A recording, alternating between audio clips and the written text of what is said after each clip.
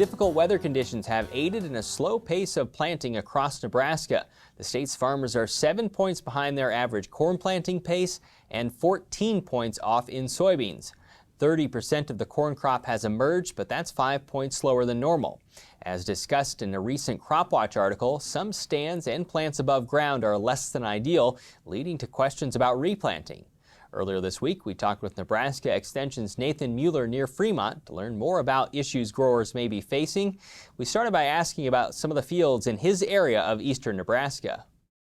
Yesterday, just conducted the first crop tour of Dodge and Washington County. Drove about 180 miles, stopped at 25 fields.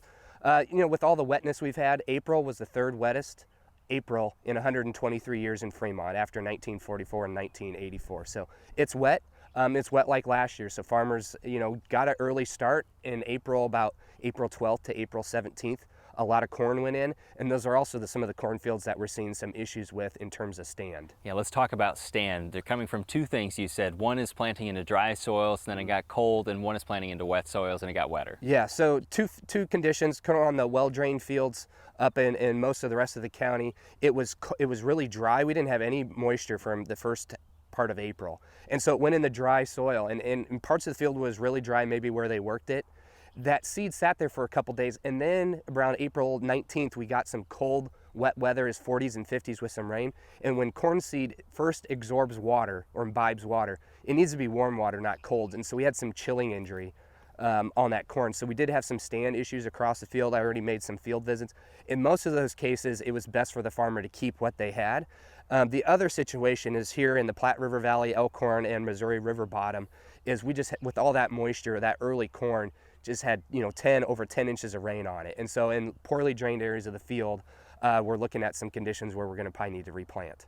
If you're trying to decide whether or not to replant, what are some things you should take in consideration? Yeah, the first thing to do is get a good average plant population across the field. So it might be 10 locations across the field, 2 adjacent rows, average that. But in those same areas, you need to look at what the gaps are.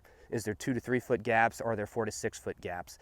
And then how many potential plants are going to may emerge yet. Now we're late enough now, the plants that haven't come up aren't, but last week we were still assessing if some additional plants will come up. So those are the 3 things you need to make a note of when you scout the field. So once you have that, you're going to look at a replant yield potential.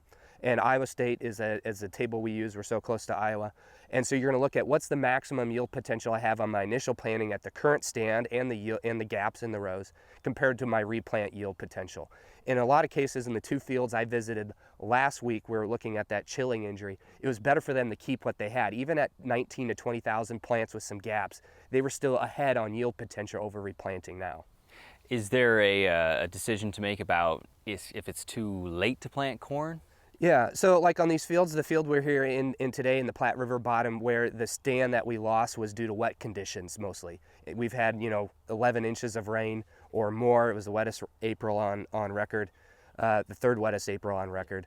And so we're looking at today, we still have some time before May 25th, and May 25th is the start of the replant period for corn. So every day after May 25th through June 14th, we lose 1% of our guaranteed yield in terms of crop insurance. So typically that we're still going to look at replanting corn in most of those situations through the end of May. Into June, we're going to look at probably changing the maturity of our hybrid a little bit, and also the idea of planting soybeans back to fields we can, depending on what we had for herbicide. In some of the cornfields that are up right now, are you noticing any damping off problems? Yeah, so a lot of these fields where we already had a lot of wetness, we already lost the stand, several of the fields, especially corn on cornfields in river valleys, under irrigation actually, where I saw damping off. And so when you're walking across the field, you might have a healthy plant, and right next to it looks kind of like a slightly wilted plant. You dig that up, and below ground you're seeing that hypocotyl is rotted. And so that's something to watch. There's not much we can do about it, but it's something just to watch, because you need to take into account maybe you're losing some more plants yet. And finally, that yellow corn that you might notice out there? Yeah, there's a lot of yellow corn across the area, and that's just due to the cold temperatures we have. Once things warm up, we start to mineralize nitrogen. The plants will start to green up, and I've already started to notice some corn starting to green up already. You can find more about Nathan's recent crop tour of Dodge and Washington counties online at croptechcafe.org. You can also find a recent article on keeping or replanting corn through a link on the Market Journal website.